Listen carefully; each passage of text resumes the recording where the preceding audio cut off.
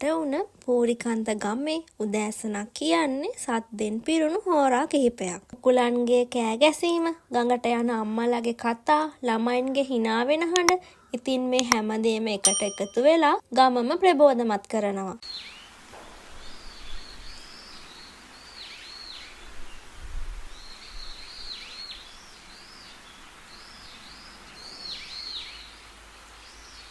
ඒත් ඒ ගමේ එක ගෙයක් තිබුණා හැම උදේකම හරිම නිශ්ශබ්ද වෙලා තිබ්බ. ඒ තමයි සුමන අම්මගේ ගෙදර.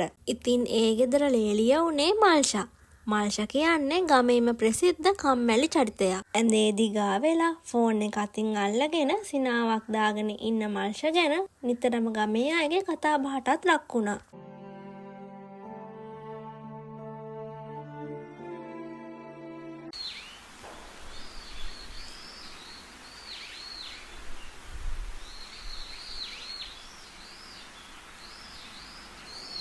නේ ඒ ගෙදර ලේල් නම් හරි අමුතුයි නේද? ඉරමුදුන් වෙනකල් නිදාගෙන ඉන්නවලු. ඉතින් හැමතැනම කතා වෙන මේ කතාව මල්ෂාගේ නැන්ද අම්මා වෙච්ච සුමනටත් ඇහුනේ ගඟ ළඟට වතුර ගේන්න ගිය වෙලාවක.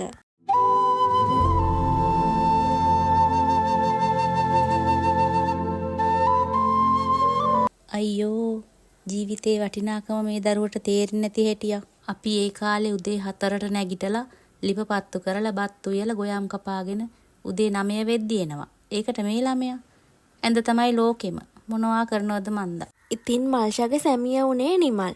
නිමල් නම් හරිම සරලයි. නිමල් මල්ෂාටත් අම්මටත් හරිම ආදරෙයි. ඒ නිසාම මේ නැන්ද අම්මත් ලේලියත් අතර ඇතිවන රණ්ඩු වලට නම් නිමල් පොඩ්ඩක්වත් කැමති නැහැ. මල්ෂා අම්මට ටිකක් උදව් කරන්න. අනේ අද නම් මට මහන්සි. හෙට කරන්නම්. මහන්සි වෙන මොනවද ඔයා කරේ මල්ෂා? අම්මා තනියම ගෙදර වැඩ. ඔයත් ගිහින් උදව් කරන්න.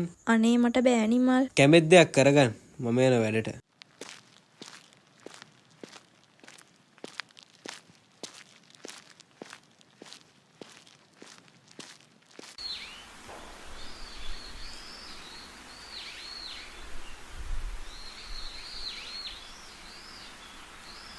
ඉතින් ඔය විදියට දවස් ගත වෙලා යද්දි නැන්ද අම්මගේ ඉවසීම ගොඩාක් අඩු වෙන්න පටන් ගත්තා. ඒත් සුමන අම්මා නම් බැන ගන්නවත්, ගහ ගන්නවත්, දෝෂාරෝපණ කරන්නවත් කැමති වුණේ නැහැ. සුමන අම්මා කල්පනා කරා. මල්ෂාට පාඩමක් උගන්වන්න ඕන.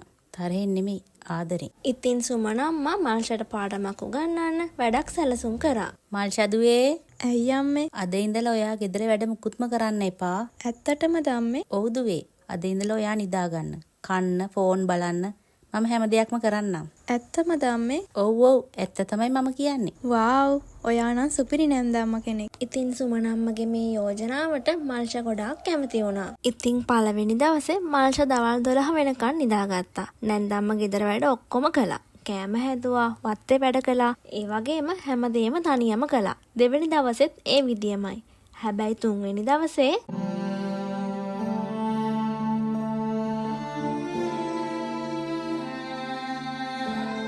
මෙතනින් පස්සේ මේ කතාව ටිකක් වෙනස් වෙන්න ගත්තා. ගෙදර කෑම ටික ටික වෙනස් වුණා. වෙනද තිබ්බ රස කෑම දැන් ගෙදර නැහැ. දවල් 12ට නැගිටින මල්ෂාට ලැබුණේ හැමෝම කාලා ඉතුරු වෙන බත් එක්ක ලුණු මිරිස් ටිකක් විතරයි. අම්මේ, ඇයි අම්මේ දැන් ලුණු මිරිස් එක්ක විතරක් බත් තියෙන්නේ? අද මොනවද හැදුවේ අම්මේ? අද කිරිහොද්දක් එක්ක ලුණු මිරිස් දුව. කිරිහොදි තිබ්බේ නැහනේ අම්මේ. මම හිතුවා දුව ඔයා දවල්ටම කයි කියලා. මට ගොඩක් වැඩ තියෙන නිසා මම බල්ලන්ට බත් දාලා ඔක්කොම අස් කරා. ඒ වුණාට දැන් අම්මගේ කෑම ඉස්සර වගේ රස නෑ අම්මා. වැඩ ගොඩක් කරද්දී එක වැඩකට කාලේ ගොඩක් වැය කරන්න අමාරුයි දුව. ඒක නිසා මම ඉක්මනින් උයනවා.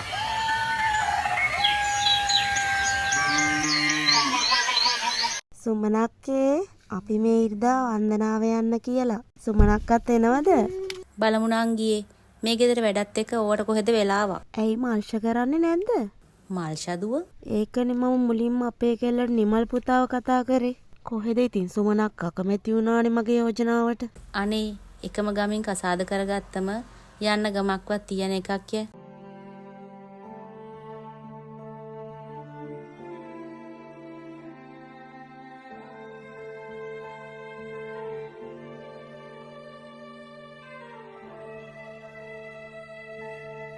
පුතා දයා නැන්දලා මේ ඉරිදා වන්දනාවේ යනවලු. මටත් යන්න ආසයි පුතා. අම්මා ගිහින් එන්න අම්මා. මල්ෂා ඉන්නවනේ. එයා බලාගෙන. දුව මම මේ ඉද්ද වන්දනාවේ යන්න දයානන්දල එක්ක. දුවට පුළුවන් නේද ගෙදර වැඩ ටික බලා ගන්න? ගෙදර වැඩ මේ මම බලමුකෝ. මම එහෙනම් ගිහින් එන්නම්. දවස් 2යිනේ. අම්මා පරිස්සමින් ගිහින් එන්නකෝ. අපි ගෙදර බලා ගන්න. මල්ෂා උදේට ඉුවේ නැද්ද? කඩෙන් කන්න නිමල්. අද විතරනේ. මේ රෑට කන්න කොත්තු එකක් ගේනවද අපිට?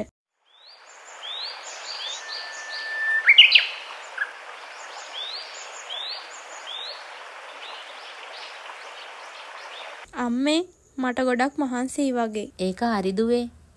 වැඩ නොකර හිටියම ශරීරය අලස වෙනවනේ. ඒකයි ඔය. අම්මා ඊයාව ලියුම කොහෙද? මේසේ උඩ පුතා. මොන ලියුමද නිමල්? ඔයා දන්නේ නෑ ඒක. මල්ෂ ගොඩක් දුක් වුණා. එයා ගෙදරින් කොන් වෙච්ච එකට. කවුරුත්ම මල්ෂට කිසිම වැඩක් නොකියන එකට. දවසේම වැඩක් නොකර නිකන් හිටියම අනිත් අයගේ වැඩ මත ජීවත් වුණාම Tamanගේ තිබ්බ වටිනාකම නැති වෙලා ගිහින් කියලා මල්ෂට තේරුම් ගියා. ඉතින් මල්ෂ බාර දිහා බලාගෙනත් කල්පනා කරා.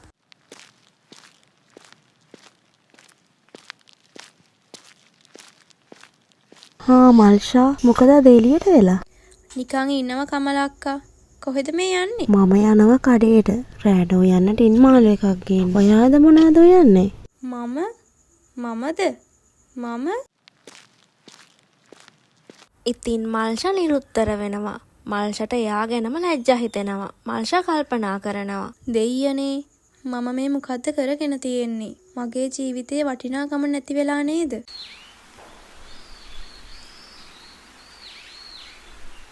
ඉතින් පහුවදා උදේම සුමන අම්මා හැරෙන්නත් කලින් මල්ෂ හැරිලා ලිපපත්තු කරලා උයන්න පටන් ගත්තා. ඉතින් සුමන අම්මා ඇවිත් කිසි දෙයක් නොකිය සතුටින් බලාගෙන හිටියා. අම්මේ අද මම බත් උයනවා. නිකන් ඉද්දි මට මාවම නැති වෙනවා. මට ගෙදර නැති වෙනවා. මම පිට කෙනෙක් වගේ වෙනවා. එහෙනම් මගේ උත්සාහය සාර්ථකයි. මොකක්? අම්මා මට ඒක තේරුම් කරාද? ඔව් දුව. අලසකමේ ප්‍රතිවිපාක මම ඔයාට මේ දැනෙන්න ඉඩ දුන්නා. ඊට පස්සේ මල්ෂ සම්පූර්ණයෙන්ම වෙනස් වුණා. උදේ නැගිටලා වැඩ කරා. නැන්ද අම්මට උදව් කරා. ගමේ අනෙක් අයටත් උදව් කළා. අනේ මල්ෂා දුවනන් දැන් හරි හොඳයි. ඉතින් දවසක් මල්ෂ වතුර ගේන්න ගඟ ළඟට ගියාම ගමේ අනිත් අය කතා වෙනවා මල්ෂට ඇහුණා. ඉතින් මල්ෂ ගෙදර ගිහින් නැන්ද අම්මට කිව්වා අම්මේ මට ගහන්නේ නැතිව, බනින්නේ නැතිව මගේ ජීවිතේට අම්මා ලොකු පාඩමක් කියලා දුන්නා. ඒකට ගොඩක් ස්තුතියි. දුවේ ඇත්තටම පාඩම් කියලා දෙන්න ඕන හදවතට දැනෙන විදිහට. ඉතින් එතනින් පස්සේ මල්ෂ ගෙදර හැම දෙයක්ම හොයලා බලලා කරා. සුමන අම්මයි නාමල් එක්කයි හරිම සතුටින් හොඳ බිරිඳක් හොඳ දුවෙක් විදියට හැමදාම සතුටින් ජීවත් වුණා. ඉතින් අද කතාව හොඳයි නම් අපේ channel එක subscribe කරලා ඔයාලගේ අදහස පහලින් comment කරගෙන යන්න අමතක කරන්න එපා.